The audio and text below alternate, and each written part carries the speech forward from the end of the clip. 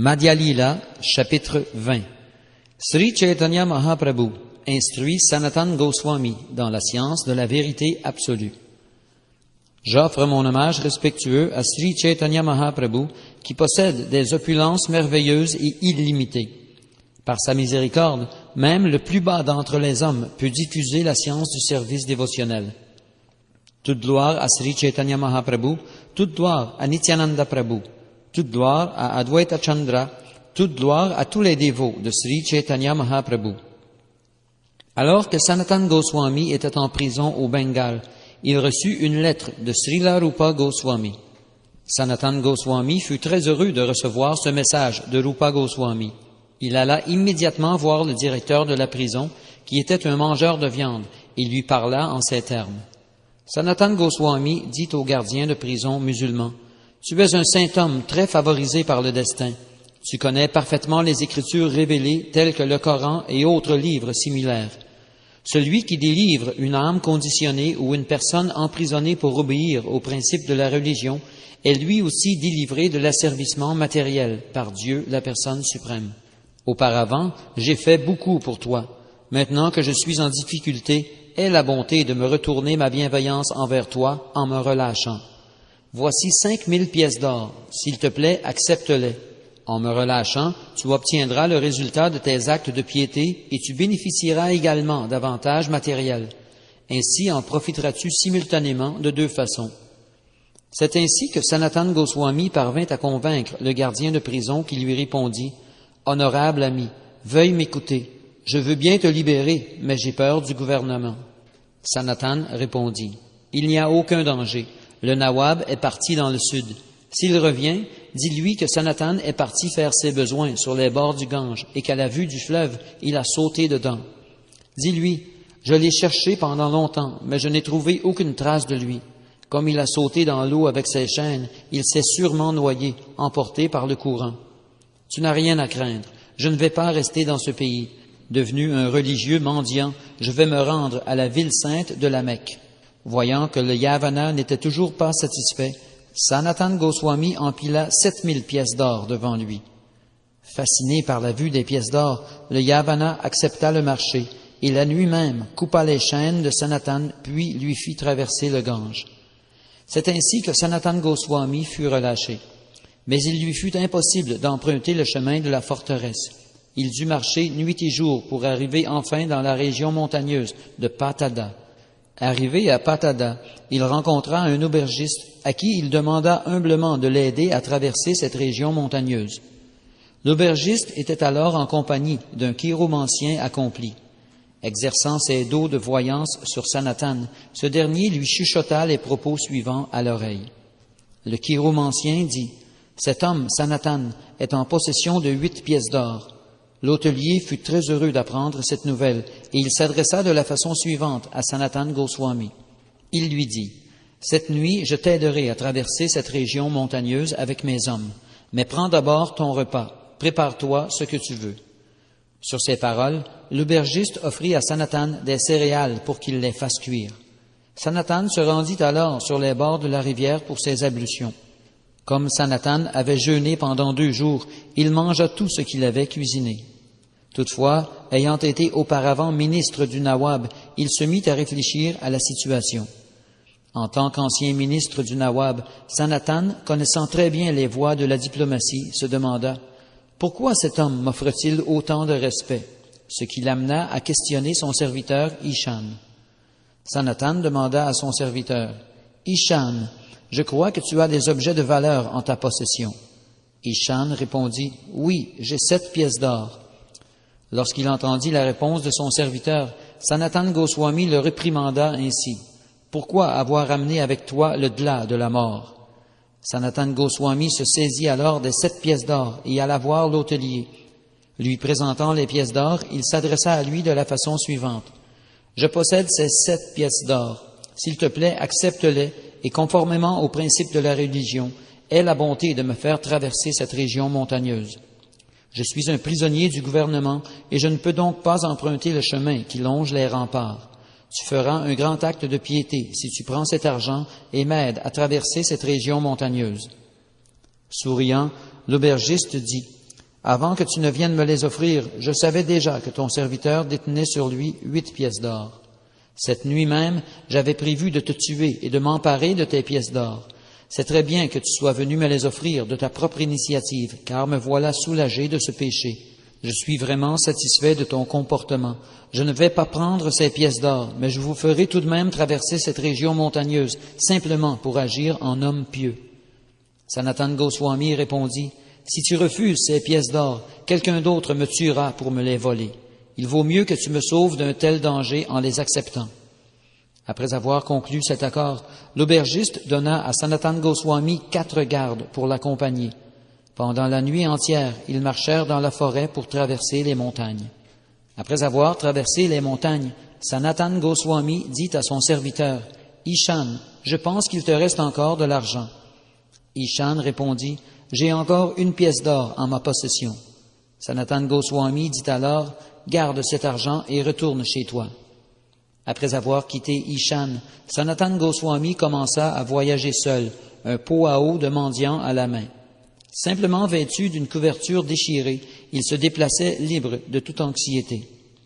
Après avoir longtemps marché, Sanatan Goswami arriva finalement dans la soirée à Hajipura et s'assit dans un jardin. À Hajipura habitait Shrikanta, le beau-frère de Sanatan Goswami, qui travaillait au service du gouvernement. Shrikanta était en possession de 300 000 pièces d'or que l'empereur lui avait données pour acheter des chevaux. Shrikanta achetait ainsi des chevaux qu'il envoyait ensuite à l'empereur.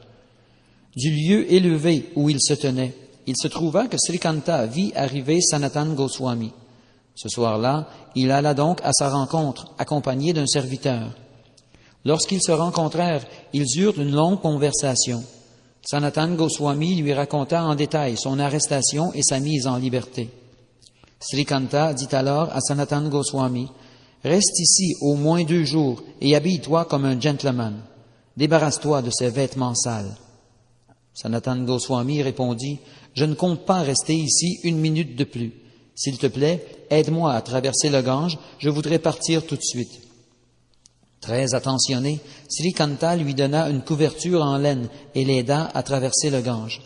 C'est ainsi que Sanatan Goswami reprit la route. Au bout de quelques jours, Sanatan Goswami arriva à Varanasi.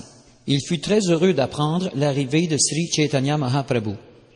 Sanatan Goswami se rendit à la maison de Chandrasekhar et s'assit devant la porte. Conscient de sa présence, Sri Chaitanya Mahaprabhu dit à Chandrasekhar, « Il y a un dévot à ta porte. S'il te plaît, appelle-le. » Chandrasekhar sortit sur le seuil de sa maison, mais n'y vit aucun Vaishnav. Lorsque Chandrasekhar informa le Seigneur qu'il n'y avait aucun Vaishnav à sa porte, le Seigneur lui demanda, « Mais n'y a-t-il vraiment personne ?» Chandrasekhar répondit, « Il y a un mendiant musulman. » Sri Chaitanya Mahaprabhu demanda aussitôt, « Amène-le ici, s'il te plaît. » Chandrasekhar sortit donc parler à Sanatan Goswami, qui se tenait toujours à sa porte. « Ô mendiant musulman, entre, je t'en prie, le Seigneur t'appelle. » Très heureux de se voir ainsi invité, Sanatan Goswami entra dans la maison de Chandrasekhar. Dès que Sri Chaitanya Mahaprabhu vit Sanatan Goswami dans la cour, il s'empressa d'aller à sa rencontre. Après l'avoir serré dans ses bras, le Seigneur fut submergé d'amour extatique. Au contact de Sri Chaitanya Mahaprabhu, Sanatan Goswami fut lui aussi transporté d'amour extatique. D'une voix défaillante, il dit, « Ô mon Seigneur, ne me touche pas. » Épaule contre épaule, Sri Chaitanya Mahaprabhu et Sanatan Goswami se mirent à pleurer sans pouvoir s'arrêter. Chandrasekhar fut grandement surpris à la vue de tels épanchements. Lui prenant la main, Sri Chaitanya Mahaprabhu fit entrer Sanatan Goswami et le fit asseoir à ses côtés sur un siège élevé. Lorsque Sri Chaitanya Mahaprabhu se mit à laver son corps de sa main transcendantale, Sanatan Goswami s'exclama, « Ô mon Seigneur, ne me touche pas, je t'en prie. » Le Seigneur répondit, « Je te touche à seule fin de me purifier. Par la force de ton service dévotionnel, tu peux purifier l'univers entier. Les saints de ta qualité sont en eux-mêmes des lieux saints de pèlerinage. En raison de leur pureté, ils sont constamment au contact du Seigneur et sont par conséquent capables de purifier même les lieux de pèlerinage. Même un grand spécialiste des écrits védiques ne peut être considéré comme mon dévot s'il ne m'offre un service dévotionnel pur. En revanche, même celui qui voit le jour dans une famille de mangeurs de chiens, mais très cher, s'il est un pur dévot, affranchi du désir de jouir du fruit de ses actes ou de toute tendance à la spéculation mentale. En fait, tous les honneurs sont dus à un tel dévot et tout ce qu'il offre devrait être accepté. Il est aussi digne d'adoration que je le suis. Serait-il né dans une famille de brahmanas et doté des 12 qualités brahmaniques, celui qui ne se voue pas à Sri Krishna, dont les pieds et le nombril ressemblent à de gracieux lotus, est inférieur au Chandala qui dit ses pensées, ses paroles, ses actes, ses biens et sa vie au service du Seigneur. Il ne suffit pas de naître dans une famille brahmanique ou d'être doté des qualités propres au brahmana. Il faut devenir un pur dévot du Seigneur. Si un Chandala ou Shvapacha est un dévot du Seigneur, il peut non seulement se délivrer lui-même, mais aussi délivrer sa famille entière, alors qu'un brahmana qualifié, mais dénué de dévotion, ne peut ni se purifier, ni purifier sa famille. Sri Chaitanya Mahaprabhu continua. La perfection des activités sensorielles est de te voir, te toucher et faire l'éloge de tes qualités transcendantales. Tel est le verdict des Écritures révélées. Mon cher Vaishnav, la perfection des yeux, c'est de te voir. La perfection du toucher, c'est de toucher tes pieds pareils au lotus. La fonction véritable de la langue, c'est de louer tes sublimes qualités, car en ce monde matériel, il est très difficile de trouver un pur dévot du Seigneur. Sri Chaitanya Mahaprabhu continua. Mon cher Sanatan, veuille m'écouter. Krishna est très miséricordieux, il est le sauveur des âmes déchues. Mon cher Sanatan, Krishna t'a sauvé de Maharaurava, la condition de vie la plus infernale. Il est un océan de miséricorde et ses voies sont impénétrables. Sanatan répondit, je ne sais pas qui est Krishna. En ce qui me concerne, c'est par ta seule miséricorde que j'ai été libéré de la prison. Sri Chaitanya Mahaprabhu s'enquit. Comment es-tu sorti de la prison? Et Sanatan lui raconta l'histoire du début à la fin. Sri Chaitanya Mahaprabhu dit, j'ai rencontré tes deux frères, Rupa et Anupama, à Prayag. Ils sont maintenant partis à Vrindavan. À la demande de Sri Chaitanya Mahaprabhu, Sanatan Goswami fit la connaissance de Tapana Mishra et de Chandrasekhar. Tapana Mishra invita Sanatan chez lui et Sri Chaitanya Mahaprabhu lui dit d'aller se raser. Sri Chaitanya Mahaprabhu fit ensuite venir Chandrasekhar et lui demanda d'amener Sanatan Goswami avec lui et de lui faire changer de vêtements. Chandrasekhar redonna à Sanatan Goswami bonne apparence. Il l'amena prendre son bain dans le Gange. Il lui apporta ensuite une tenue de rechange. Chandrasekhar offrit une nouvelle tenue à Sanatan Goswami, qui la refusa. Lorsque Sri Chaitanya Mahaprabhu fut informé de son attitude, son bonheur ne connut plus de limite. Après avoir terminé ses ablutions de midi, Sri Chaitanya Mahaprabhu se rendit à la maison de Tapana Mishra pour déjeuner. Il amena Sanatan Goswami avec lui. Après s'être lavé les pieds, Sri Chaitanya Mahaprabhu s'assit pour le repas. Il demanda à Tapana Mishra de servir également Sanatan Goswami.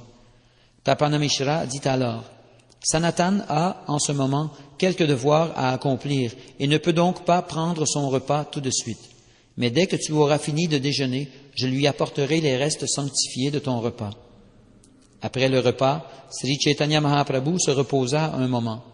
Tapana Mishra donna alors à Sanatan Goswami les reliefs sanctifiés laissés par Sri Chaitanya Mahaprabhu.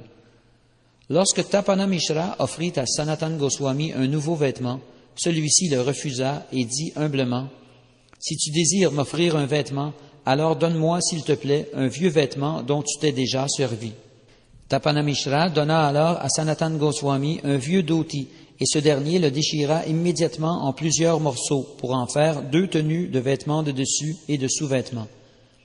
Lorsque Sri Chaitanya Mahaprabhu présenta le brahmana Maharashtriya à Sanatan, le brahmana invita aussitôt Sanatan Goswami à prendre ses repas chez lui. Le brahmana dit, « Cher Sanatan, tant que tu resteras à Kashi, veuille s'il te plaît prendre ton repas chez moi. » Sanatan répondit, « Je vais me mettre à pratiquer le Madhukari. Pourquoi devrais-je accepter de prendre des repas complets toujours chez le même brahmana? » Sri Chaitanya Mahaprabhu éprouva un très grand bonheur en voyant avec quelle rigueur Sanatan Goswami suivait les principes de sannyas. Néanmoins, il n'arrêtait pas de porter son regard sur la couverture en laine que portait Sanatan Goswami. Devant le regard insistant de Sri Chaitanya Mahaprabhu sur sa riche couverture en laine, Sanatana Goswami put comprendre que le Seigneur n'approuvait pas qu'il la porte et il chercha comment s'en débarrasser. Cette pensée en tête, Sanatana alla sur le bord du Gange pour se baigner. Là, il vit un mendiant bengali qui venait de laver sa couverture et l'avait mise à sécher. Sanatana Goswami dit alors au mendiant bengali, « Mon cher frère, s'il te plaît, fais-moi une faveur, échange ta couverture contre la mienne. » Le mendiant répondit, « Tu es un homme respectable, pourquoi plaisanter de la sorte avec moi? Pourquoi échangerais-tu ta riche couverture contre une vieille pleine d'accrocs? » Sanatana dit, « Je ne plaisante pas, je dis la vérité. Aie la gentillesse d'accepter cette couverture en échange de la tienne. » Sur ces mots, Sanatana Goswami échangea sa couverture contre celle du mendiant, puis retourna voir Sri Chaitanya Mahaprabhu avec sa vieille couverture sur l'épaule. Au retour de Sanatana, le Seigneur lui demanda « Où est ta couverture en laine ?» Sanatana Goswami lui raconta alors toute l'histoire. Sri Chaitanya Mahaprabhu dit alors « J'ai déjà longuement réfléchi à la question. Sri Krishna est très miséricordieux et il vient de réduire à néant ton attachement aux choses matérielles. Pourquoi Krishna te permettrait-il d'en garder la plus petite parcelle? Après avoir vaincu une maladie, un bon médecin ne laisse pas subsister la moindre trace d'infection. Pratiquer le madhukari et se vêtir d'une couverture coûteuse est contradictoire. Celui qui agit ainsi perdra sa force spirituelle et deviendra un sujet de plaisanterie. Sanatana Goswami répondit, « Dieu, la personne suprême, m'a sauvé d'une vie pécheresse en ce monde matériel. De par son désir, la dernière trace d'attachement matériel m'a maintenant quitté. » Satisfait du comportement de Sanatana Goswami, Sri Chaitanya Mahaprabhu lui accorda sa miséricorde infinie. Par la grâce du Seigneur, Sanatana Goswami reçut la force spirituelle nécessaire pour lui poser des questions. Auparavant, Sri Chaitanya Mahaprabhu avait posé à Ramananda Roy des questions d'ordre spirituel et par la miséricorde immotivée du Seigneur, Ramananda Roy avait pu répondre correctement. Maintenant, de par cette même grâce, ce fut Sanatana Goswami qui questionna le Seigneur et ce fut Sri Chaitanya Mahaprabhu lui-même qui lui enseigna la vérité. Sri Krishna Chaitanya Mahaprabhu, Dieu, la personne suprême, expliqua personnellement à Sanatana Goswami la véritable identité de Sri Krishna. Il lui décrivit également l'amour conjugal du Seigneur, sa gloire personnelle et les doux sentiments du service de dévotion. Le Seigneur lui-même, dans sa miséricorde immotivée, expliqua toutes ces vérités à Sanatana Goswami. Un brin de paille entre les dents et prosterné devant Sri Chaitanya Mahaprabhu, Sanatana Goswami se saisit de ses pieds pareils au lotus et en toute humilité lui adressa les paroles suivantes. Sanatana Goswami dit, « Je suis né dans une famille de basse condition et mes compagnons étaient tous des hommes vils. Je suis moi-même déchu, le plus bas d'entre les hommes, et en vérité, j'ai passé ma vie entière au fond du puits de la jouissance matérielle. Je ne sais pas distinguer ce qui m'est bénéfique de ce qui ne l'est pas. Néanmoins, dans mes rapports quotidiens, les gens me prennent pour un érudit et je me considère comme tel. Par ta miséricorde immotivée, tu m'as délivré du matérialisme. Maintenant, de par cette même grâce infinie, veuille me dire quel est mon devoir. Qui suis-je? Pourquoi suis-je constamment harcelé par les 3 sortes de souffrances matérielles? Si je ne sais pas répondre à cela, comment peut-il être question de bonheur pour moi? En fait, je ne sais pas comment m'enquérir du but de la vie et des moyens de l'atteindre. Sois miséricordieux envers moi, explique-moi, je t'en prie, toutes ces vérités. Sri Chaitanya Mahaprabhu dit, « Sri Krishna t'a conféré sa pleine miséricorde afin que tu connaisses toutes ces vérités. En ce qui te concerne, tu n'es certes pas sujet à ces 3 formes de souffrance. Comme tu es investi de l'énergie de Sri Krishna, tu connais certes tout cela, mais c'est la nature du sadhu de s'enquérir ainsi, et même s'il connaît ces vérités, il le fait surtout par souci de rigueur. Les hommes soucieux d'éveiller leur conscience spirituelle, qui gardent l'intelligence résolue et qui jamais ne dévient, parviennent sans aucun doute au but désiré. Tu es apte à disséminer les principes spirituels du service de dévotion. Écoute-moi donc te les expliquer l'un après l'autre. La nature originelle de l'être vivant est d'être l'éternel serviteur de Krishna, car il est l'énergie marginale de Krishna et une émanation du Seigneur, à la fois identique et distincte de lui, tout comme une particule moléculaire du soleil ou du feu. Krishna possède 3 sortes d'énergie. Tout comme le feu, de l'endroit où il brûle, projette partout sa lumière, les énergies de Dieu, du Parabrahman, se répandent à travers tout l'univers. L'énergie de Sri Krishna se transforme naturellement en 3 catégories. L'énergie spirituelle, l'énergie constituée par les êtres vivants et l'énergie illusoire. L'énergie de Krishna est fondamentalement spirituelle, de même que l'énergie constituée par les êtres vivants. L'illusion, la 3e énergie du Seigneur, est quant à elle constituée de l'action intéressée. Toutes les énergies créatrices, inconcevables pour le commun des mortels, existent dans la vérité suprême et absolue. Ces énergies inconcevables se mettent en action dans les 3 phases de l'univers, création, maintien et destruction. Ô meilleur d'entre les ascètes, tout comme le feu possède 2 énergies, à savoir la chaleur et la lumière, de même, ces inconcevables énergies créatrices sont les propriétés naturelles de la vérité absolue. Ô roi, la Kshetragya Shakti est l'être vivant. Bien qu'il ait la possibilité de vivre dans le monde matériel ou dans le monde spirituel, il endure les 3 grands maux de la vie matérielle parce qu'il subit l'influence de l'énergie avidya, l'ignorance, recouvrant sa nature propre. L'être vivant, ô roi, sous l'emprise de l'ignorance, revêt divers corps matériels dans lesquels il est, à différents degrés, proportionnellement affranchi des influences de l'énergie matérielle. Ô Arjuna, aux bras puissants, outre cette énergie matérielle, il existe une autre énergie qui est mienne, l'énergie spirituelle. Les êtres vivants qui luttent contre la nature matérielle et par qui l'univers subsiste la constituent. Plongé dans l'oubli de Krishna, l'être vivant s'est laissé séduire par son énergie externe depuis des temps immémoriaux. Voilà pourquoi Maya, l'énergie illusoire, lui fait subir toutes sortes de souffrances en ce monde matériel. L'être vivant, évoluant au sein de la nature matérielle, accède tantôt aux planètes supérieures, où il jouit d'une vie prospère, et tantôt est plongé dans des conditions d'existence infernales. Sa condition est parfaitement similaire à celle du criminel que le roi punit en le plongeant, puis en le ressortant de l'eau. Lorsque l'être vivant est attiré par l'énergie matérielle qui est séparée de Krishna, il est dominé par la crainte. Parce qu'il est séparé de Dieu par l'énergie matérielle, sa conception de la vie est inversée. En d'autres termes, au lieu d'être le serviteur éternel de Krishna, il devient son rival.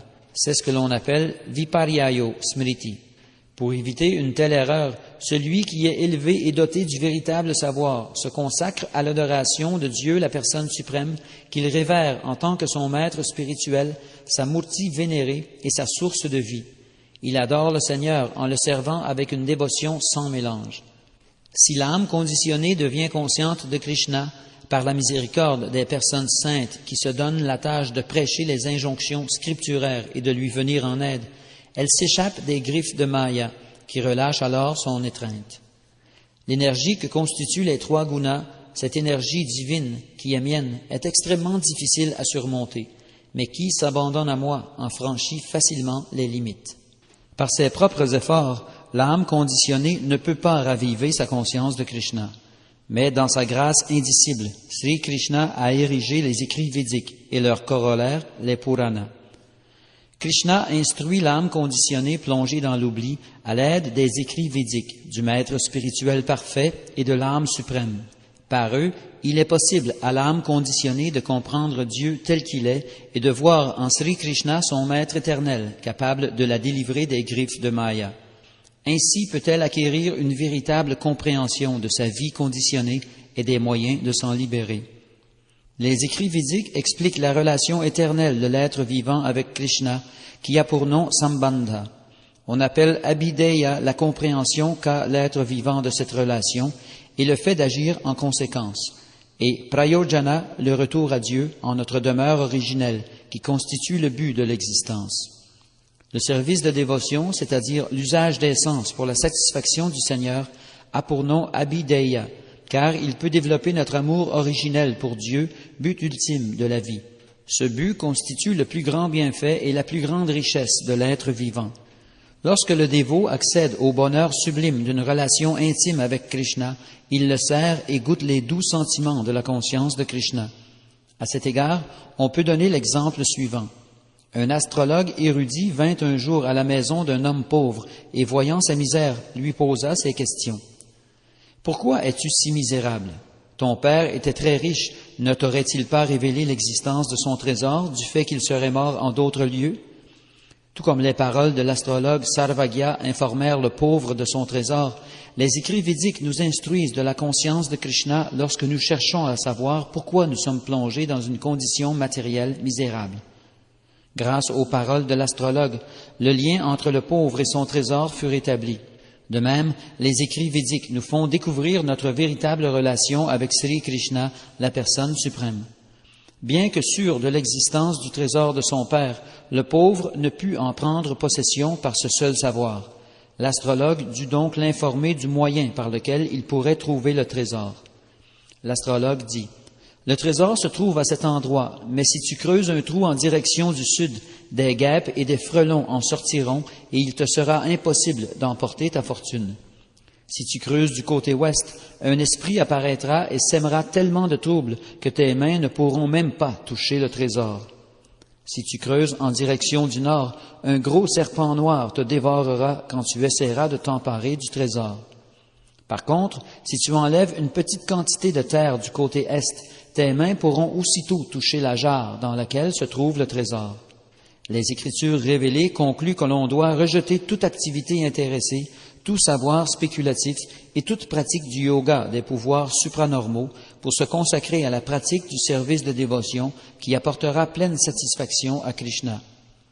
Dieu, la personne suprême, Sri Krishna, dit: « Mon cher Uddhava, nul ne peut, par la pratique de l'Ashtanga Yoga, le yoga permettant de maîtriser les sens, par le monisme impersonnel, l'étude analytique de la vérité absolue, par l'étude des Védas, par la pratique de l'austérité, par la charité ou par les vœux de sannyas, m'apporter autant de satisfaction qu'en m'offrant un service de dévotion pure. Je suis très cher aux dévots et aux sadhus qui m'atteignent grâce à une foi ferme et un service dévotionnel constant. Ce bhakti yoga intensifie peu à peu l'attachement à ma personne et a le pouvoir de purifier même un homme issu d'une famille de mangeurs de chiens. Cela signifie que tout être peut s'élever au niveau spirituel grâce au bhakti yoga. Toutes les Écritures révélées concluent donc que le service de dévotion est le seul moyen d'atteindre Dieu, la personne suprême. Aussi, sa pratique a-t-elle pour nom Abhideya.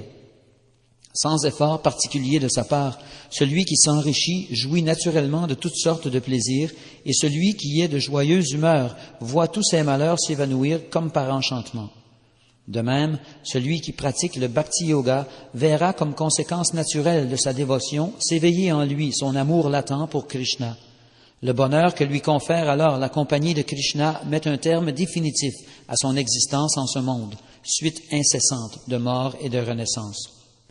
Le but de l'amour pour Dieu n'est pas d'amasser des richesses matérielles ou de se libérer de l'existence matérielle.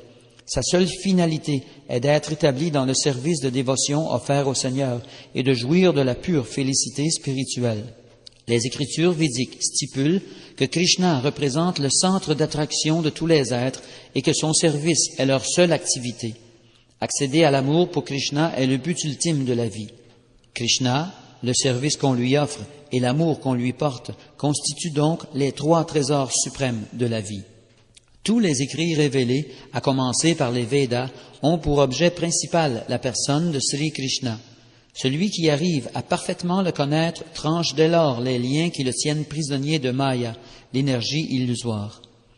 Dans chacun des nombreux textes sacrés des Védas et des Puranas, il est question de devas spécifiques qui sont présentés comme les plus importants de tous. Cela a pour seul but de plonger dans l'illusion les êtres mobiles et immobiles.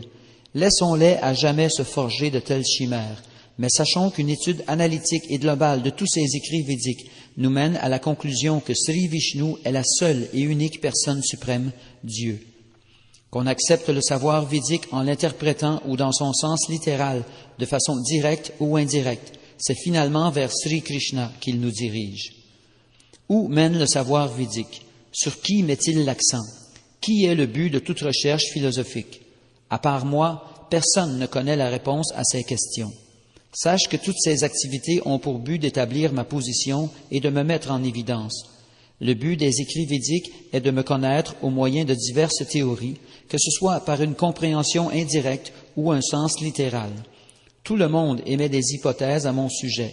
L'essence de tous les écrits védiques est de me distinguer de Maya. Celui qui étudie l'énergie illusoire arrivera à me comprendre. Ainsi échappera-t-il à la tendance à interpréter les Védas et comprendra-t-il que je suis le but ultime. Alors il connaîtra la pleine satisfaction. La forme transcendantale de Sri Krishna se déploie à l'infini et possède des perfections illimitées. Il est le maître des énergies internes, externes et marginales. Les mondes matériels et spirituels sont des transformations des puissances internes et externes de Krishna. Il est donc la source originelle de toute création matérielle et spirituelle.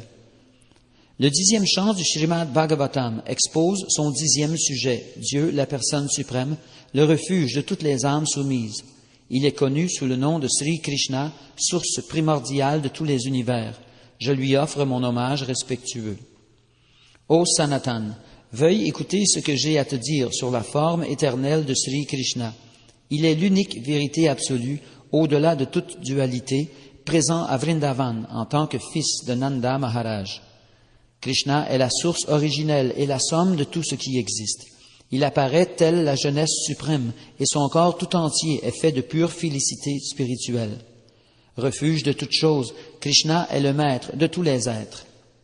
Krishna, aussi appelé Govinda, est le maître suprême. Il a un corps éternel plein de connaissances et de félicité. Il est à l'origine de tout ce qui est. Il n'a pas d'autre origine que lui-même, car il est la cause première de toutes les causes. Krishna est Dieu, la personne suprême et originelle. Son nom originel est Govinda. Il possède toutes les excellences dans leur plénitude, et sa demeure éternelle est Goloka Vrindavan. Tous ces avatars sont ou bien des émanations plénières, ou bien des émanations d'émanations plénières, des Purusha avatars. Mais Krishna est Dieu lui-même, la personne suprême. Âge après âge, chaque fois que les ennemis d'Indra sèment le désordre, le Seigneur apparaît sous différentes formes pour protéger l'univers. Il existe 3 voies spirituelles qui permettent de comprendre la vérité absolue. La voie de la connaissance spéculative, celle du yoga des pouvoirs supranormaux et le bhakti yoga. La vérité absolue se manifeste respectivement au sein de ces 3 voies sous les formes de Brahman, Paramatma et Bhagavan. Les doctes et sages spiritualistes qui connaissent la vérité absolue nomment cette substance unique, au-delà de toute dualité, du nom de Brahman, Paramatma ou Bhagavan. La manifestation de la radiance impersonnelle du Brahman, dépourvue de variété, est constituée de rayons de lumière éblouissants émanant du corps de Krishna. Il s'agit du même phénomène que le soleil qui, vu avec nos yeux matériels, semble uniquement fait d'un rayonnement éclatant. J'adore Govinda, le Seigneur originel, qui est investi de toute puissance. La radiance éblouissante de sa forme transcendantale constitue le Brahman impersonnel, non différencié, absolu, complet et infini. Elle est la source d'innombrables planètes, chacune avec ses excellences propres, au sein de millions d'univers. Le Paramatma, l'âme suprême, est une émanation plénière partielle de Dieu, la source originelle de tous les êtres vivants. Krishna est donc également la source originelle du Paramatma. Sache que Krishna est l'âme originelle de tous les Atmas, les êtres vivants. Pour le bien de l'univers entier, il est apparu, dans sa miséricorde infinie, tel un être humain ordinaire, par l'entremise de son énergie interne. Mais à quoi bon, ô Arjuna, tous ces détails? Car l'univers entier, par une simple étincelle de ma personne, je le pénètre et le soutiens. La forme transcendantale du Seigneur, parfaite à tous égards, ne peut être comprise que par celui qui accomplit des activités dévotionnelles. Bien que cette forme soit unique, le Seigneur peut la multiplier en d'innombrables autres formes par sa volonté suprême. Dieu, la personne suprême, existe sous 3 formes principales, Svayam Rupa, Tadikatma Rupa et Avesha Rupa. La forme originelle du Seigneur, Svayam Rupa, se manifeste sous 2 aspects, Svayam Rupa et Svayam Prakash. Dans sa forme originelle de Svayam Rupa, Krishna se présente tel un jeune pâtre à Vrindavan. Dans sa forme originelle, Krishna se manifeste sous 2 aspects, Prabhava et Vaibhava. Il multiplie sa forme originelle en de nombreuses autres, comme il le fit au cours de la danse Rasa Lila. Lorsque le Seigneur épousa 16 108 reines à Dwarka, il se multiplia en de multiples formes. Ces émanations et celles de la danse Rasa ont pour nom Prabhava Prakash, selon les déclarations des Écritures révélées. Les émanations Prabhava Prakash de Sri Krishna ne sont pas comme celles du sage Sobhari. L'aurait-elle été, Narada n'aurait pas montré un tel étonnement en les voyant. Quelle merveille que Sri Krishna, l'absolu unique et sans second, se soit multiplié en 16 000 formes identiques pour épouser 16 000 reines, chacune en sa demeure respective. Lorsqu'une forme ou un aspect du Seigneur se manifeste différemment selon diverses formes d'émotion, il porte le nom de Vaibhava Prakash. Lorsque le Seigneur se multiplie en d'innombrables formes, ces formes ne diffèrent pas les unes des autres, mais leurs noms diffèrent en fonction de leurs divers aspects, de leur carnation et de leurs armes. Les écrits védiques prescrivent divers principes régulateurs propres à l'adoration des diverses formes du Seigneur. Celui qui s'est purifié par la pratique de ces principes régulateurs t'adore, toi, la personne suprême, qui demeure à jamais unique, bien que manifesté en de nombreuses formes. Sri Balaramji est la première manifestation de la forme Vaibhava de Sri Krishna. En dehors du fait que sa carnation diffère de celle de Krishna, Balaram est en tout point égal à Krishna. Le fils de Devaki est un exemple de Vaibhava Prakash. Il a parfois 2 mains et en d'autres occasions 4. Lorsque le Seigneur a 2 bras, on l'appelle Vaibhava Prakash, et lorsqu'il en a 4, on l'appelle Prabhava Prakash. Dans sa forme originelle, le Seigneur porte l'habit d'un jeune pâtre et se considère comme l'un d'entre eux. Lorsqu'il apparaît en tant que Vasudeva, le fils de Vasudeva et de Devaki, son vêtement et son esprit sont ceux d'un kshatriya, d'un guerrier. Lorsque l'on compare la beauté, l'opulence, la douceur et les divertissements intellectuels de Vasudeva, le guerrier, à ceux de Krishna, le jeune pâtre, fils de Nanda Maharaj, on s'aperçoit que ce sont les attributs de Krishna qui ont le plus de charme. En vérité, Vasudeva est troublé à la vue de la suavité de Govinda. Une avidité transcendantale s'éveille alors en lui et l'incite à vouloir savourer cette douceur. Mon cher ami, cet acteur dramatique semble être une deuxième forme de moi-même. Telle une image, il manifeste mes divertissements de jeune pâtre qui regorgent d'une douceur et d'une fragrance merveilleusement attirantes et qui sont si chers aux jeunes filles de Vraja. À la vue d'un tel spectacle, mon cœur palpite d'excitation. Je languis après ces divertissements et désire une forme en tout point semblable à celle des gopis de Vraja. 2 incidents exemplifient l'attrait de Vasudeva pour Krishna. Le premier, lorsque Vasudeva vit la danse Gandharva à Mathura, et le deuxième à Dwarka, lorsqu'il fut surpris de voir une peinture de Krishna. Qui peut bien manifester une telle abondance de douceur surpassant la mienne, que nul n'a savouré auparavant et qui cause l'émerveillement de tous? Hélas, mon esprit s'égare à la vue d'une telle beauté, et je désire ardemment m'en délecter, comme le fait Srimati Radharani. Lorsque le corps du Seigneur présente quelques légères différences et que certains de ses traits varient en termes d'émotion et de forme transcendantale, on l'appelle Tad Ekatma. La forme Tad Ekatma Rupa se subdivise en 2 catégories, les émanations de divertissement, Vilas, et les émanations personnelles, Svamsha. Selon le divertissement et l'émanation personnelle, on trouvera plusieurs différences. Les formes Vilas se divisent à nouveau en 2 catégories, Prabhava et Vaibhava. Une fois de plus, les divertissements liés à ces formes sont d'une variété illimitée. Les émanations quadruples principales se nomment Vasudeva, Sankarshan, Pradyumna et Aniruddha. Il s'agit de formes Prabhava Vilas. Balaram a la même forme originelle que Krishna et tout comme lui est un jeune pâtre à Vrindavan. À Dwarka, il se considère comme Krishna, membre de la race kshatriya. La couleur de son corps et ses vêtements diffèrent cependant de ceux de Krishna. Il est une émanation de divertissement de Krishna. Sri Balaram est une manifestation Vaibhava Prakash de Krishna qui apparaît également au sein de l'émanation quadruple originelle de Vasudeva, Sankarshan, Pradyumna et Aniruddha. Ces derniers sont des émanations Prabhava Vilas aux émotions diverses. La première émanation du Chaturvyuha, les formes quadruples, est unique. Rien ne peut lui être comparé. Elle est elle-même la source d'une quantité illimitée d'autres formes quadruples. Ces 4 formes de divertissement Prabhava de Sri Krishna résident éternellement à Dwarka et à Mathura. 24 formes se manifestent à partir de l'émanation quadruple originelle. Elles diffèrent les unes des autres par la disposition des armes qu'elles tiennent dans leurs 4 mains. On les appelle Vaibhava Vilas.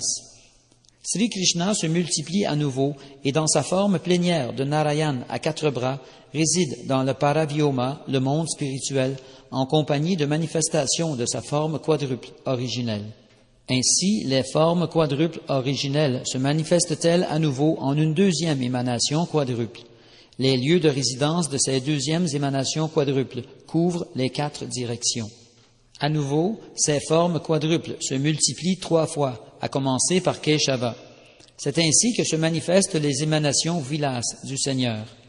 De chacune des formes de Chaturvyuha émanent respectivement 3 formes qui prennent différents noms selon la disposition de leurs armes. Les émanations de Vasudev sont Keshava, Narayan et Madhava. Les émanations de Sankarshan s'appellent Govinda, Vishnu et Madhusudan. Ce Govinda est différent du Govinda originel, car il n'est pas le fils de Maharaj Nanda. Les émanations de Pradyumna sont Trivikram, Vamana et Sridhar. Les émanations d'Aniruddha sont Rishikesh, Padmanabha et Damodar. Ces 12 émanations sont les divinités souveraines des 12 mois. Keshava est le maître de Agrahayana, novembre-décembre, et Narayan, celui de Posha, décembre-janvier. La divinité souveraine du mois de Magha est Madhava, et celle du mois de Phalguna est Govinda. Vishnu régit le mois de Chaitra, et Madhusudan le mois de Vaishaka. Trivikram est la divinité régissant le mois de Jaishta, Vamana gouverne le mois d'Ashadha, Sridhar le mois de Shravana et Rishikesh le mois de Bhadra. La divinité du mois d'Ashvina est Padmanabha et celle de Kartika Damodar. Ce Damodar est différent de Radha Damodar, le fils de Nanda Maharaj à Vrindavan. Celui qui applique les 12 marques de tilak sur les 12 points du corps doit chanter le mantra qui correspond à ces 12 noms de Vishnu. Lorsque, après les rites quotidiens, il purifie par l'eau les diverses parties du corps, il doit également réciter ces noms. De Vasudev, Sankarshan, Pradyumna et Aniruddha proviennent 8 émanations de divertissement supplémentaires. Ô Sanatan, veuille m'écouter te mentionner leurs noms. Ces 8 émanations sont Purushottama, Achyuta, Nrishinga, Janardhan, Hari, Krishna, Adokshaja et Upendra. Parmi ces 8 émanations, 2 sont les formes de divertissement de Vasudev, qui ont pour nom Adokshaja et Purushottama, et 2 celles de Sankarshan, appelées Upendra et Achyuta.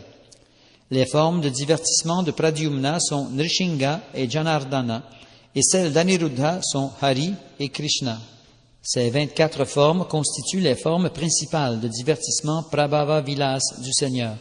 Leurs noms diffèrent en fonction de la disposition des armes qu'elles tiennent dans leurs mains. Parmi toutes ces formes, celles qui diffèrent en habits et en caractéristiques se distinguent en tant que Vaibhava Vilas. Parmi elles, Padmanabha, Trivikram, Nrishinga, Vamana, Hari, Krishna et d'autres encore ont toutes des traits physiques différents. Vasudev et les 3 autres sont des formes de divertissement direct Prabhava de Sri Krishna. Parmi ces formes quadruples, on compte 20 émanations de divertissement. Toutes ces formes règnent sur différentes planètes Vaikunta dans le monde spirituel. En commençant par l'Est, en ordre consécutif, il y a 3 formes différentes dans chacune des 8 directions. Bien qu'elles aient toutes leur demeure éternelle dans le monde spirituel, certaines d'entre elles résident également dans les univers matériels. Il existe une demeure éternelle de Narayan dans le monde spirituel. Dans la partie supérieure du monde spirituel se trouve la planète Krishnaloka, où abondent toutes les opulences. La planète Krishnaloka se divise en 3 régions, Gokula, Mathura et Dwarka. Sri Keshava réside éternellement à Mathura et Sri Purushottama, sous le nom de Jagannath, réside éternellement à Nilachala. À Prayag, le Seigneur est présent sous le nom de Bindu Madhava et à Mandara Parvata sous le nom de Madhusudan. Vasudeva, Padmanabha et Janardhan résident à Anandaryanya. À Vishnu Kanchi, le Seigneur est présent sous le nom de Sri Vishnu, à Mayapur sous celui de Sri Hari, et à travers tout l'univers sous de multiples autres formes. Le Seigneur se manifeste en diverses émanations spirituelles au sein de cet univers. Ces émanations résident sur 7 îles divisées en 9 sections différentes. Ainsi s'accomplissent leurs divertissements. Le Seigneur se manifeste dans tous les univers sous différentes formes, dans le seul but de satisfaire ses dévots. Il détruit ainsi l'irréligion et établit les principes de la religion. Parmi toutes ces formes, certaines sont considérées comme des avatars, comme par exemple Sri Vishnu, Sri Trivikrama, Sri Nrishinga et Sri Vamana. Mon cher Sanatan, écoute-moi te décrire comment les différentes Vishnumurti tiennent leurs armes, à commencer par le disque, et comment différents noms leur sont attribués en fonction de la disposition des objets dans leurs mains. Les noms de Sri Vishnu varient selon l'ordre dans lequel il tient en ses mains les différents objets. Pour les identifier, il faut procéder dans l'ordre suivant. Commencer par la main droite inférieure, remonter ensuite à la main droite supérieure, puis la main gauche supérieure et enfin la main gauche inférieure. La Siddhartha Samhita mentionne l'existence de 24 formes de Sri Vishnu. Je vais commencer par décrire, toujours selon ce livre, la disposition des armes de chacune, à commencer par le disque. Dans sa main droite inférieure, le Seigneur Vasudeva tient une masse, dans la main droite supérieure, une conque, dans la main gauche supérieure, un disque, et dans la main gauche inférieure, un lotus. Dans sa main droite inférieure, Sankarshan tient une masse, dans sa main droite supérieure, une conque, dans sa main gauche supérieure, un lotus, et dans sa main gauche inférieure, un disque. Pradyumna tient dans cet ordre le disque, la conque, la masse et le lotus. Aniruddha tient le disque, la masse, la conque et le lotus. Ainsi, dans le monde spirituel, les émanations du Seigneur, à commencer par Vasudeva, tiennent les armes dans un ordre qui leur est propre. Pour les décrire, je ne fais que répéter ce qui a déjà été dit dans le Siddhartha Samhita. Le Seigneur Keshava tient en ses mains le lotus, la conque, le disque et la masse. Sri Narayan tient la conque, le lotus, la masse et le disque. Le Seigneur Madhava tient la masse, le disque, la conque et le lotus. Sri Govinda tient le disque, la masse, le lotus et la conque. Sri Vishnu tient la masse, le lotus, la conque et le disque. Sri Madhusudan tient le disque, la conque, le lotus et la masse. Le Seigneur Trivikrama tient le lotus, la masse, le disque et la conque. Sri Vamana tient la conque, le disque, la masse et le lotus. Le Seigneur Sridhar tient le lotus, le disque, la masse et la conque. Sri Rishikesh tient la masse, le disque, le lotus et la conque. Le Seigneur Padmanabha tient la conque, le lotus, le disque et la masse. Sri Damodar tient le lotus, le disque, la masse et la conque. Sri Purushottama tient le disque, le lotus, la conque et la masse. Le Seigneur Achyuta tient la masse, le lotus, le disque et la conque. Le Seigneur Nishinga tient le disque, le lotus, la masse et la conque. Le Seigneur Janardhan tient le lotus, le disque, la conque et la masse. Sri Hari tient la conque, le disque, le lotus et la masse. Sri Krishna tient la conque, la masse, le lotus et le disque. Le Seigneur Adokshaja tient le lotus, la masse, la conque et le disque. Le Seigneur Upendra tient la conque, la masse, le disque et le lotus. Selon le Hayashirsha Pancharatra, il existe 16 personnalités divines dont je vais maintenant décrire, toujours d'après cet ouvrage, la façon de tenir leurs armes. Sri Keshava y est décrit différemment tenant en ses mains le lotus, la conque, la masse et le disque, et Sri Madhava avec dans cet ordre le disque, la masse, la conque et le lotus. Selon le Hayashirsha Pancharatra, Narayan et les autres Vishnu Tattva se présentent différemment, tenant les armes dans des mains différentes. Krishna, Dieu la personne suprême et originelle, le fils de Nanda Maharaj, a 2 noms. Le premier est Svayam Bhagavan, le second Lila Purushottama. Sri Krishna couvre personnellement Dwarkapuri de sa protection. Il se manifeste en 9 formes différentes, dans 9 endroits spécifiques de la ville. Les 9 personnalités mentionnées sont Vasudev, Sankarshan, Pradyumna, Aniruddha, Narayan, Nrishinga, Hayagriva, Varaha et Brahma. Je viens de décrire les formes de divertissement et les formes prakash. Maintenant, laisse-moi te décrire les diverses émanations personnelles. La première émanation personnelle est Sankarshan, et les autres sont des émanations telles celles de Matsya, l'avatar poisson. Sankarshan est une émanation du Purusha, ou Vishnu. Les émanations telles que Matsya, l'avatar poisson, apparaissent dans différents yugas pour des divertissements spécifiques. Il existe 6 sortes d'avatars de Krishna. Certains sont des incarnations de Vishnu, Purusha Avatar, et d'autres des incarnations destinées à accomplir des divertissements particuliers, Lila Avatar. On compte également les incarnations assurant le contrôle des gunas, Guna Avatar, les incarnations des Manu, Manvantara Avatar, les incarnations de chaque âge, Yuga Avatar, et enfin les apparitions d'êtres vivants investis de pouvoir, Shaktyavesh Avatar. L'enfance, l'adolescence sont des âges typiques de la divinité. Krishna, le fils de Maharaj Nanda, accomplit ses divertissements en tant qu'enfant et jeune garçon. Il existe d'innombrables émanations de Krishna et il est impossible de les compter toutes. On ne peut qu'en donner un petit aperçu en citant l'analogie de la lune et des branches d'un arbre. Ô brahmanas érudits, tout comme des centaines et des milliers de petites mares proviennent de grands réservoirs d'eau, les innombrables manifestations divines découlent de Sri Hari, la personne suprême, le réservoir de toute puissance.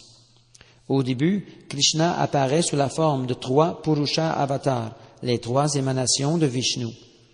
Vishnu apparaît sous 3 formes appelées Purusha. Le premier Purusha, Mahavishnu, est le créateur de l'énergie matérielle globale, Mahat. Le deuxième, Garbhodakshayi Vishnu, se trouve à l'intérieur de chaque univers. Et le troisième, Kshirodakshayi, vit dans le cœur de chaque être vivant. Quiconque connaît ces 3 Vishnu devient libéré des griffes de Maya. Krishna est le maître de puissance sans nombre. 3 d'entre elles prédominent, l'énergie de volonté, l'énergie de connaissance et l'énergie de création. Sri Krishna est le maître absolu de l'énergie de volonté, car c'est par sa volonté suprême que tout est créé. La volonté implique la présence du savoir qui est transmis par Sri Vasudev, le maître absolu de tout savoir. Il est impossible de créer sans pensée, sentiment, volonté, savoir et action. La combinaison de la volonté, du savoir et de l'action suprême est à l'origine de la manifestation cosmique. Sri Sankarshan n'est nul autre que Sri Balaram. Maître de l'énergie créatrice, il crée les mondes matériels et spirituels.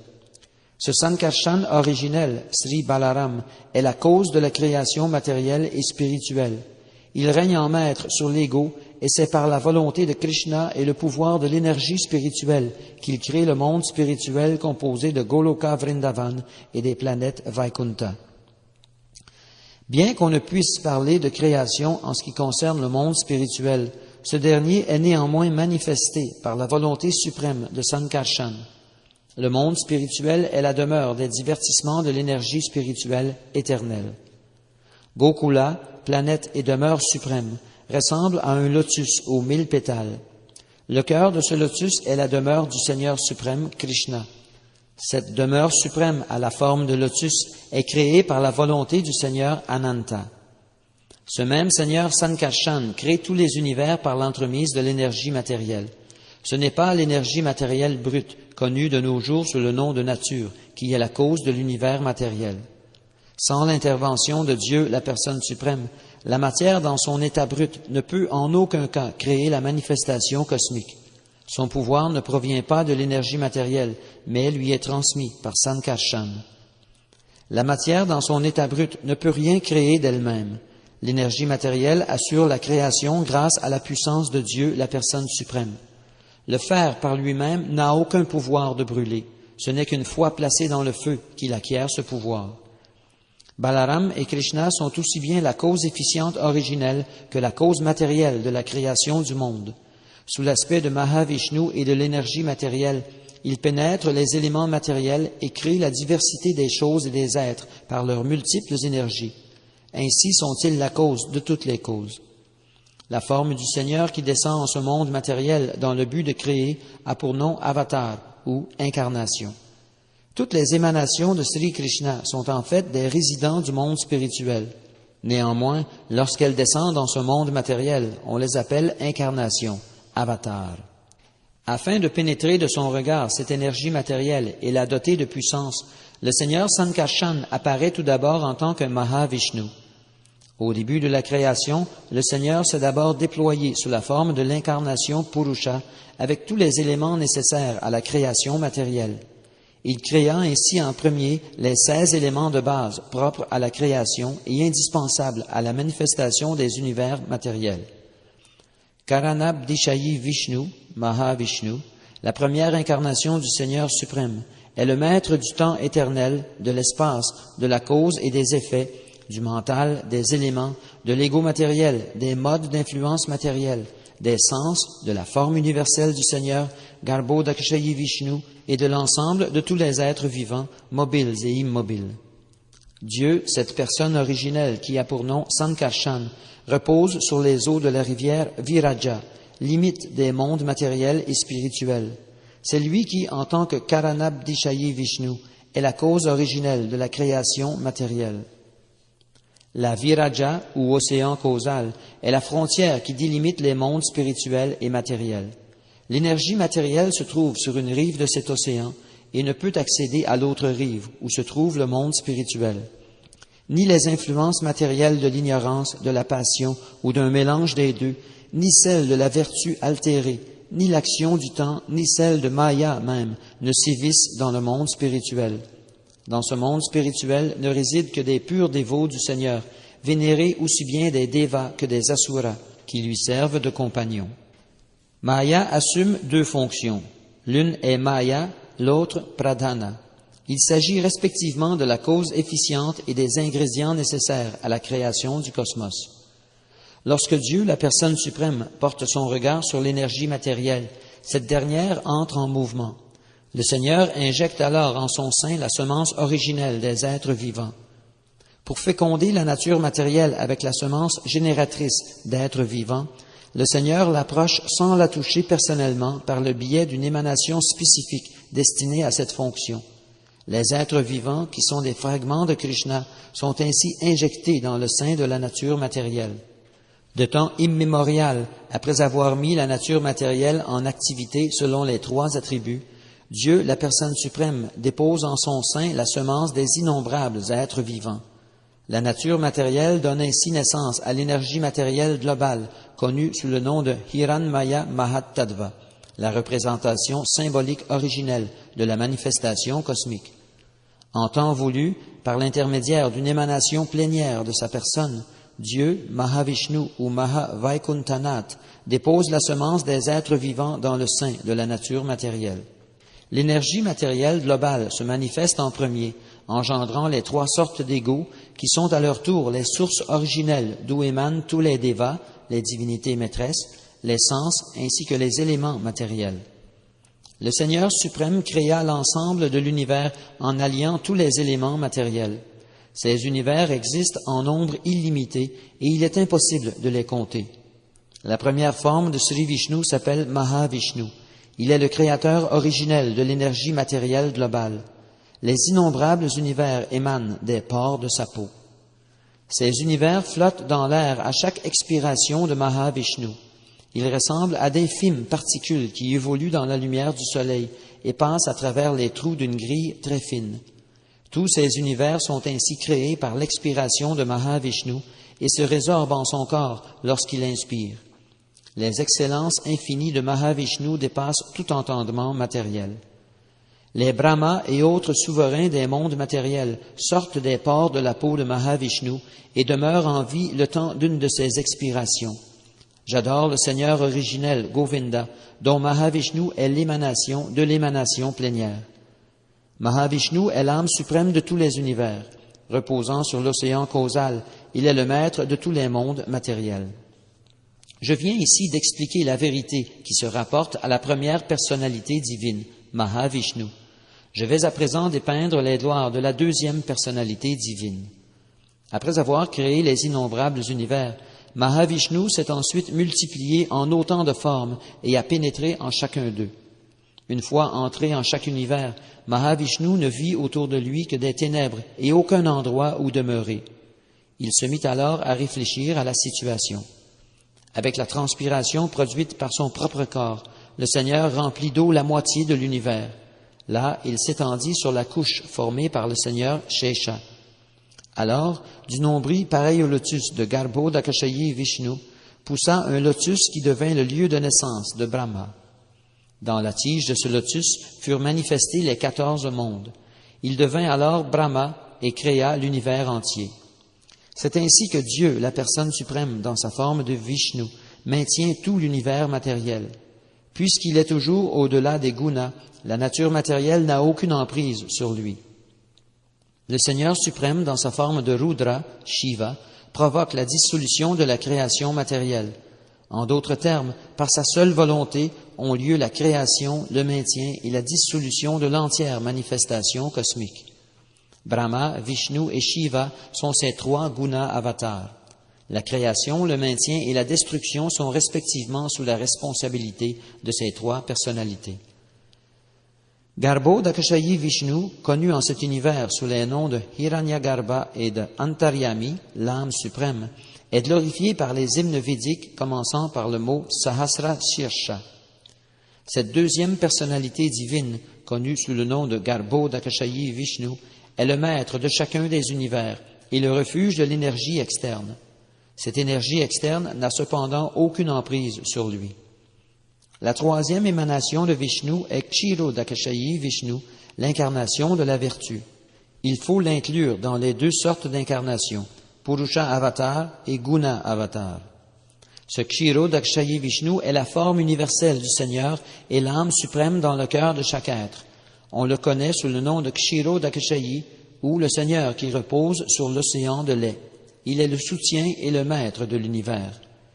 Ô Sanatan, j'ai achevé de décrire les 3 Purusha avatars de Vishnu. Maintenant, veuille m'écouter te décrire les incarnations destinées au divertissement, Lila Avatar. Nul n'est en mesure de compter les innombrables Lila Avatars de Sri Krishna, mais je vais te décrire les principaux. Parmi ces Lila Avatars, on compte l'avatar poisson, l'avatar tortue, le Seigneur Ramachandra, le Seigneur Nrishinga, le Seigneur Vamana et le Seigneur Varaha. Ces incarnations sont en nombre illimité. Ô Seigneur de l'univers, toi le meilleur de la dynastie Yadu, nous t'adressons nos prières afin que tu atténues le lourd fardeau du monde. En fait, tu l'as déjà réduit jadis lorsque tu t'es manifesté sous la forme d'un poisson, d'un cheval, Hayagriva, d'une tortue, d'un lion, le Seigneur Nrishinga, d'un sanglier, le Seigneur Varaha, d'un cygne, de Sri Ramachandra, de Parashuram et du nain Vamana. Tu nous as ainsi toujours couverts de ta protection, nous les Devas, ainsi que l'univers entier. Nous te supplions de continuer à le faire. Le Seigneur Chaitanya poursuivit. Je t'ai donné quelques exemples des Lila avatars. Je vais à présent te décrire les Guna avatars, les incarnations des attributs matériels. Veuille écouter attentivement. Ce monde matériel est caractérisé par 3 phases. Tout y est créé, maintenu pendant un certain temps et finalement dissous. Le Seigneur apparaît donc lui-même comme les 3 maîtres des 3 gunas, Sattvaguna, Rajoguna et Tamoguna, vertu, passion et ignorance. C'est ainsi que fonctionne le monde matériel. En raison de la combinaison d'actes pieux et de services dévotionnels accomplis dans le passé, l'être vivant de premier ordre est influencé dans son esprit par le guna de la passion. Un tel dévot est investi de pouvoir par Garbhodakashayi Vishnu. C'est ainsi qu'une manifestation de Krishna apparaît sous la forme de Brahma pour mettre en mouvement l'ensemble de la création universelle. Le soleil manifeste son éclat dans un joyau, même si ce dernier n'est qu'une pierre. Pareillement, Dieu investit de sa puissance spécifique un être de grande piété qui devient Brahma et régit l'univers. J'adore Govinda, Dieu, la personne originelle. S'il est impossible de trouver dans un kalpa un être vivant capable d'occuper la position de Brahma, Dieu, l'être suprême, par une émanation de sa personne, devient lui-même Brahma. Que vaut un trône aux yeux de Sri Krishna? Les maîtres des divers systèmes planétaires acceptent la poussière de ses pieds pareille au lotus sur leur tête couronnée. Cette poussière donne leur caractère sacré au lieu saint de pèlerinage. Brahma, Shiva, Lakshmi et moi-même, Baladev, qui sommes tous des émanations de son émanation plénière, portons éternellement cette poussière sur nos têtes. Sri Krishna, la personne suprême, manifeste une émanation de son émanation plénière, et acceptant de côtoyer le guna de l'ignorance, il assume la forme de Rudra afin d'anéantir la manifestation cosmique. Rudra ou Shiva a plusieurs formes qui sont des transformations résultant de son contact avec Maya. Bien que Rudra n'appartienne pas à la catégorie des Jiva Tattva, il ne peut cependant pas être considéré comme une émanation personnelle de Sri Krishna. Le lait se transforme en yaourt lorsqu'il est mélangé à des ferments. Ainsi, le yaourt n'est rien d'autre que du lait, sans être vraiment du lait. Le lait tourne en yaourt lorsqu'il est mélangé à un ferment, mais à l'origine, le yaourt est bel et bien du lait. De même, Govinda, Dieu la personne suprême, assume la forme de Shiva, Shambhu, pour la fonction spécifique des contacts avec la matière. J'offre mon hommage respectueux à ses pieds pareils au lotus. Shiva est un compagnon de l'énergie externe. Il est donc imprégné du mode d'influence de l'ignorance. Le Seigneur Vishnu, lui, transcende aussi bien Maya que les attributs de Maya. Il est par conséquent Dieu, la personne suprême. Shiva est toujours recouvert par trois influences matérielles, Vaikarika, Taijasa et Tamasa. En raison de ces trois influences, il côtoie constamment l'énergie externe et l'ego. Sri Hari, Dieu, se situe hors de la portée de la nature matérielle. Il est donc la personne suprême et transcendantale. Il peut tout voir à l'intérieur comme à l'extérieur. Il est par conséquent le gardien suprême de tous les êtres vivants. Celui qui prend refuge à ses pieds pareils au lotus et l'adore transcende, tout comme lui, l'influence des gunas. Afin d'assurer le maintien de l'univers, Sri Krishna descend en ce monde sous la forme d'une émanation plénière de sa personne, Sri Vishnu. Maître du guna de la vertu, il transcende donc l'influence de l'énergie matérielle. Sri Vishnu appartient à la catégorie Svamsha, car il est donné d'excellence presque identique à celle de Krishna. Krishna est la personne originelle et Sri Vishnu est son émanation personnelle. Tel est le verdict de tous les écrits védiques. Lorsque la flamme d'une bougie sert à en allumer une autre que l'on place ailleurs, cette dernière brûle séparément et donne une illumination aussi puissante que la bougie originelle. De même, Dieu se multiplie en différentes formes de Vishnu qui l'égale en radiance, en puissance et en opulence. C'est lui que j'adore, Govinda, la personne suprême. Pour conclure, Brahma et Shiva sont de simples incarnations de dévots qui exécutent des ordres supérieurs, alors que Sri Vishnu, lui qui assure le maintien de l'univers, est l'aspect personnel de Sri Krishna. Brahma dit « Je suis engagé dans l'œuvre de création par Dieu, la personne suprême. Sur son ordre, Shiva anéantit tout. Dieu, la personne suprême, sous sa forme de Kshirodakshayi Vishnu, veille au bon fonctionnement de la nature matérielle. Ainsi, Sri Vishnu est-il bien le maître suprême des trois gunas. Ô Sanatan, veuille m'écouter te décrire les incarnations des Manus, Manvantara Avatar. Elles sont innombrables et incalculables. Je vais seulement t'expliquer leurs sources. En un jour de Brahma, il y a 14 changements de Manu, et chacun de ces 14 Manus est considéré comme une incarnation de Dieu, la personne suprême. On compte 14 Manvantara Avatar en un jour de Brahma, 420 en un mois et 5040 en une année. Lors des 100 ans de la vie de Brahma, on compte 504 000 Manvantara Avatars. Je viens de donner le nombre des Manvantara Avatars apparaissant dans un seul univers. On peut donc à peine imaginer combien il existe de Manvantara Avatars dans les innombrables univers de la création. Et tous ces univers, de même que ces Brahma, n'existent que le temps d'une expiration de Mahavishnu. Le nombre des expirations de Mahavishnu est infini. Tu vois donc comme il est impossible de dire ou d'écrire tout ce qui concerne les seuls Manvantara avatars. Dans le Svayambhuva Manvantara, l'avatar avait pour nom Yagya. Dans le Svaruchisha Manvantara, Vibhu. Dans l'Auttama Manvantara, Satyasena. Et dans le Tamasa Manvantara, Hari. Dans le Raivata Manvantara, l'avatar avait pour nom Vaikunta. Dans le Chakshusha Manvantara, Ajita. Dans le Vaivasvata Manvantara, Vamana. Dans le Savarnya Manvantara, Sarvabhauma. Et dans le Daksha Savarnya Manvantara, Rishabha. Dans le Brahma Savarnya Manvantara, l'avatar avait pour nom Vishvakshena. Dans le Dharma Savarnya Manvantara, Dharmasetu. Dans le Rudra Savarnya, Sudhama. Et dans le Deva Savarnya Manvantara, Yogeshvara. Dans l'Indra Savarnya Manvantara, l'avatar avait pour nom Brihadbanu. C'était donc la liste des noms des 14 avatars pour les 14 Manvantara. Ô Sanatan, écoute-moi te décrire les yugas avatars, les incarnations des différents âges. Tout d'abord, il existe 4 yugas, le Satya Yuga, le Treta Yuga, le Dvapara Yuga et le Kali Yuga.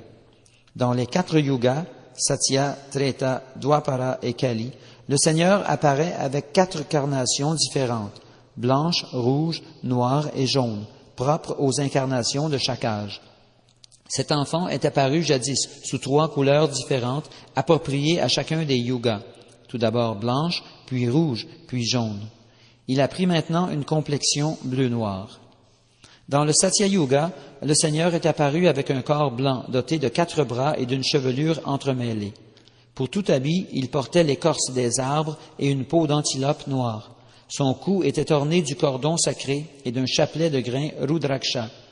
Il était brahmachari et portait un bâton et un pot à eau. Dans le Treta Yuga, le Seigneur est apparu dans un corps à la carnation légèrement rouge, doté de 4 bras. 3 lignes distinctes paraient son ventre et ses cheveux avaient la couleur de l'or. Sa forme manifestait le savoir védique et il portait les symboles de la cuillère, de la louche et d'autres articles sacrificiels. Le Seigneur, sous sa forme au teint blanc, enseigna la religion et la méditation. Il conféra ses bénédictions à Kardama Muni et lui montra ainsi sa miséricorde immotivée.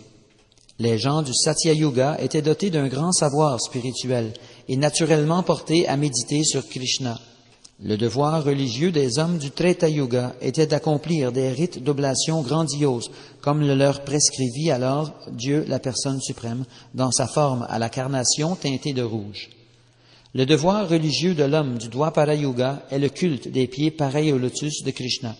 C'est pourquoi Sri Krishna, apparaissant dans un corps au teint sombre, induisit personnellement les gens à l'adorer. Dans le Dvapara Yuga, Dieu, la personne suprême, a une carnation d'un noir bleuté.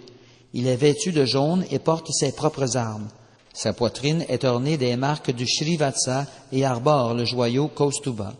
Telles sont les caractéristiques auxquelles on le reconnaît.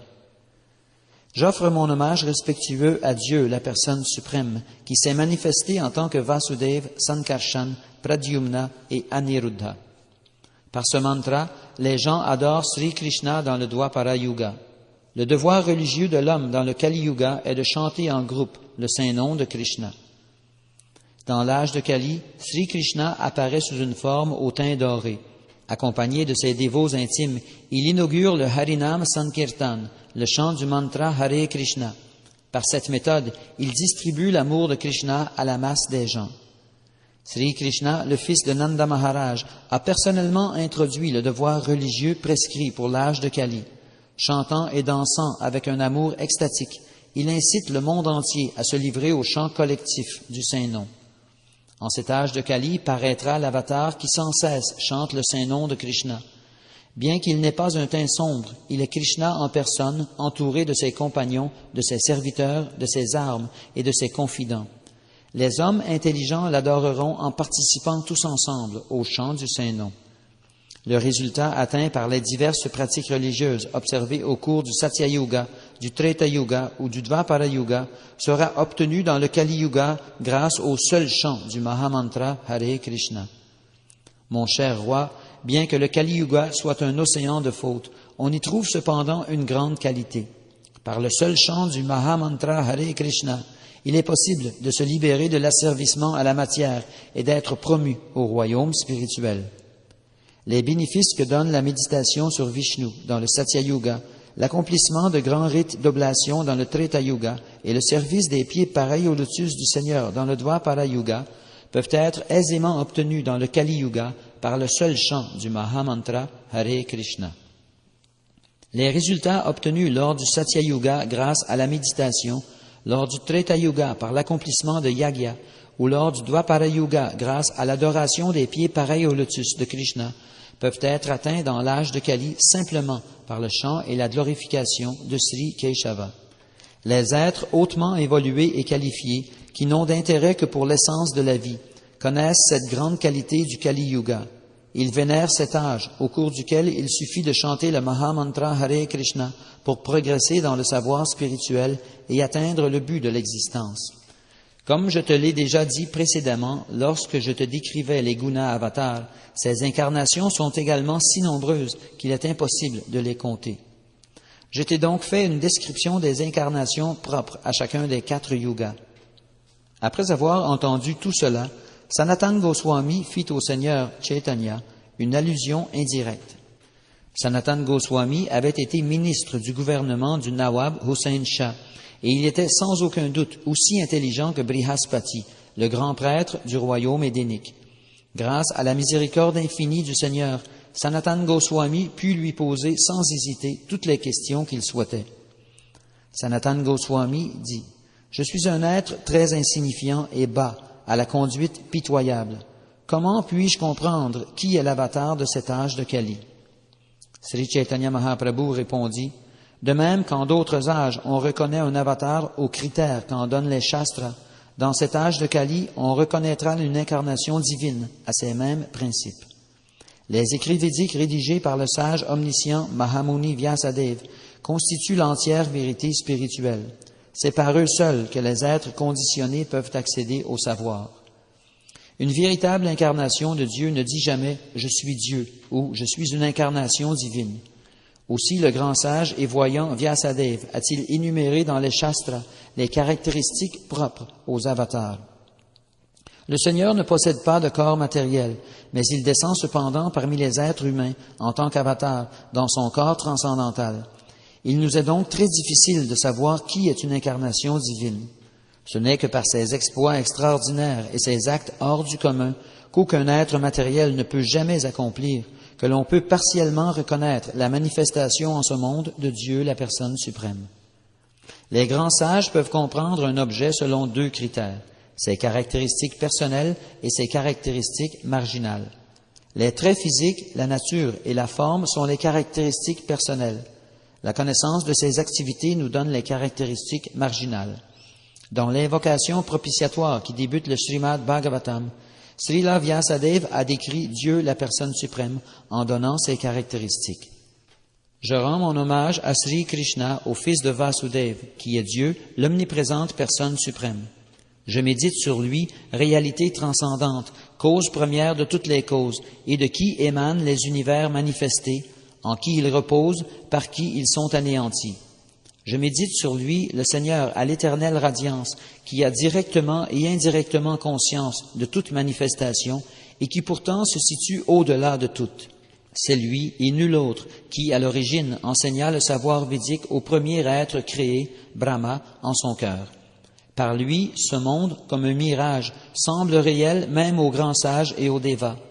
Par lui, les univers matériels, produits des 3 gunas, paraissent réels alors qu'ils sont illusoires. Sur lui donc je médite, lui qui est la vérité absolue, vivant éternellement en son royaume spirituel, à jamais libre de l'illusion.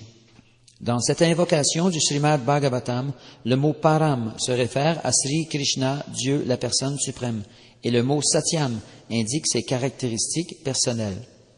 Dans ce même verset, il est dit que le Seigneur assure la création, le maintien et la destruction de la manifestation cosmique, et qu'il habilita Brahma à créer l'univers en lui infusant le savoir védique. Il est aussi expliqué que le Seigneur connaît pleinement toutes choses, directement et indirectement, qu'il sait tout du passé, du présent et du futur, et que son énergie personnelle est distincte de Maya, son énergie illusoire. Toutes ces activités constituent ses caractéristiques marginales. Les grands saints reconnaissent les apparitions en ce monde de Dieu, la personne suprême, aux signes distinctifs de ces 2 caractéristiques appelées Svarupa et Tatastha. Toutes les apparitions de Krishna en ce monde doivent être comprises selon ce même principe. Au moment de leur apparition en ce bas monde, on reconnaît les avatars du Seigneur en consultant les Shastras qui en donnent les caractéristiques principales Svarupa et Tatashta. C'est ainsi que les grands sages parviennent à reconnaître les incarnations divines. Sanatana Goswami dit alors, « Le teint de ce personnage en qui sont réunies toutes les caractéristiques du Seigneur est doré. Ses actes consistent à distribuer l'amour de Dieu et à chanter le saint nom du Seigneur. C'est à ces symptômes que l'on reconnaît l'avatar de Krishna en cet âge de Kali. Aie la bonté de me confirmer ceci une fois pour toutes et de dissiper ainsi mes doutes. » Sri Chaitanya Mahaprabhu répondit, « Ô Sanatan, laisse là tes ruses si habiles et essaie simplement de comprendre ce qu'est un Shaktyavesh avatar. Innombrables sont les Shaktyavesh avatars de Sri Krishna. Laisse-moi te décrire les principaux. Il existe deux sortes d'incarnations dotées de pouvoir, les incarnations primordiales et les incarnations secondaires. Les premières sont directement mises en pouvoir par Dieu, la personne suprême, et portent le nom d'incarnation. Les secondes sont indirectement mises en pouvoir par Dieu et sont appelées Vibhuti. Les quatre Kumara, Narada, Maharaj Prithu et Parashuram sont des exemples de Shaktyavesh avatar. Lorsqu'un être vivant est mis en pouvoir pour agir en tant que Brahma, il est aussi considéré comme un Shaktyavesh avatar.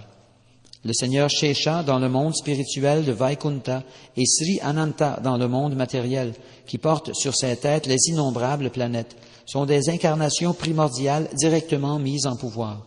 Il est inutile d'énumérer les autres Shaktyavesh avatars, car ils existent en nombre illimité.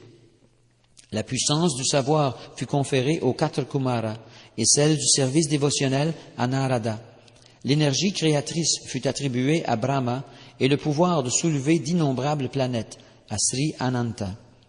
Dieu, la personne suprême, dota Sri Shesha du pouvoir de le servir personnellement et le roi Prithu de celui de gouverner la terre. Le Seigneur Parashuram fut, quant à lui, doté du pouvoir d'anéantir criminels et athées. Chaque fois que Sri Vishnu manifeste certains aspects de ses nombreux pouvoirs en un être particulier, ce représentant du Seigneur est appelé Shaktyavesh Avatar, c'est-à-dire une incarnation dotée d'un pouvoir spécifique. Comme l'explique le 11e chapitre de la Bhagavad Gita, Krishna s'est multiplié à travers l'univers entier en de nombreuses personnalités dotées de pouvoirs spécifiques, que l'on nomme Vibhuti. Sache que tout ce qui est beau, glorieux et puissant émane d'une simple étincelle de ma splendeur.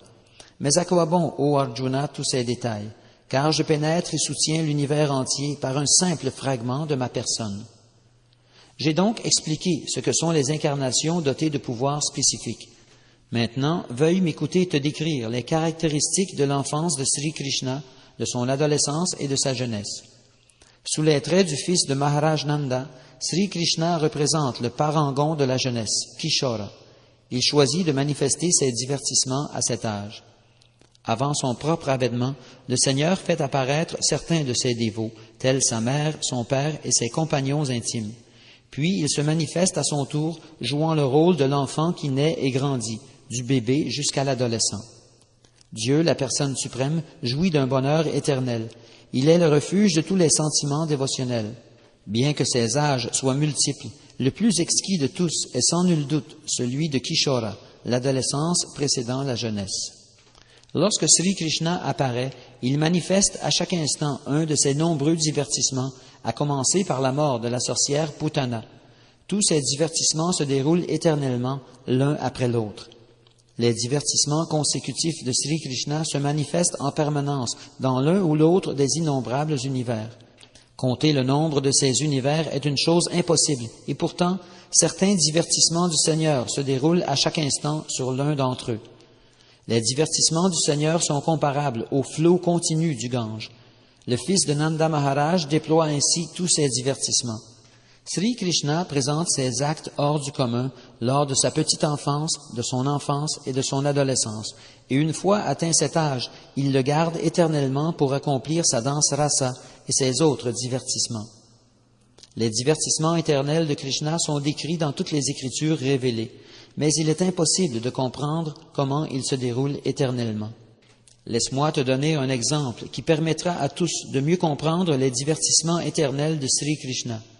Référons-nous à l'exemple du zodiaque. Le soleil traverse nuit et jour les signes du zodiaque, puis l'un après l'autre les océans compris entre les 7 continents.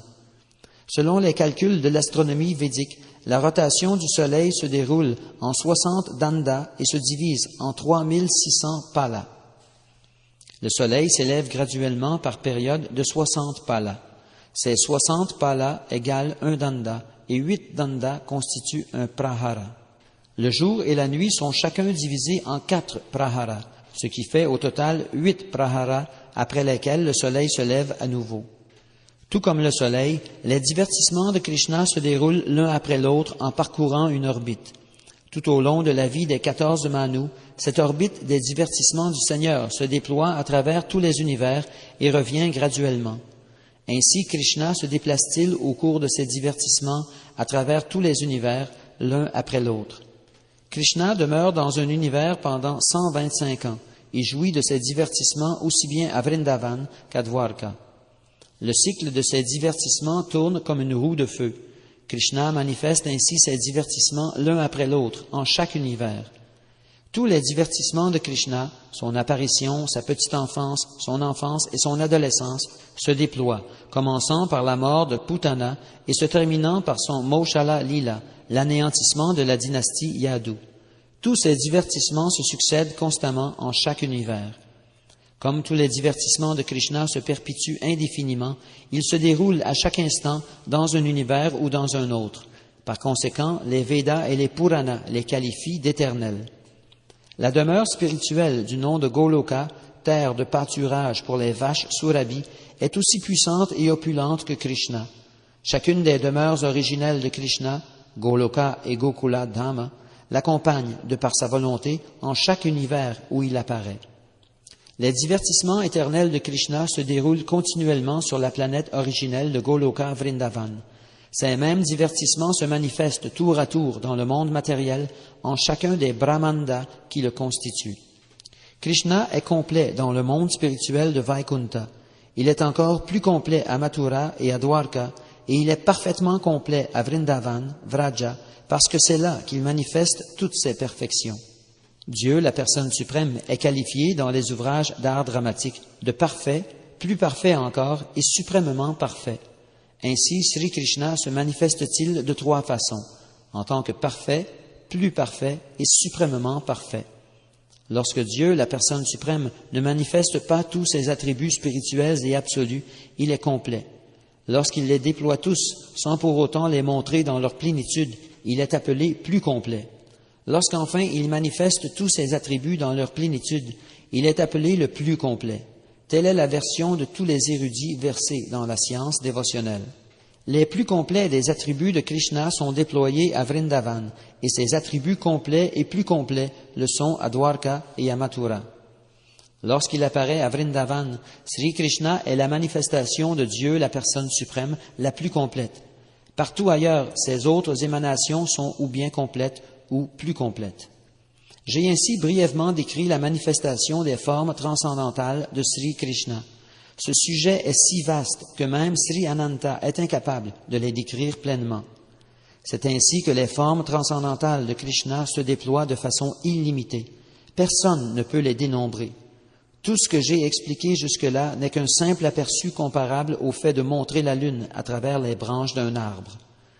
Celui qui écoute ou récite ces descriptions des émanations du corps de Krishna est le plus fortuné des hommes. Bien qu'il s'agisse là d'un sujet très difficile à comprendre, il est néanmoins possible d'acquérir une certaine compréhension des divers aspects du corps de Krishna.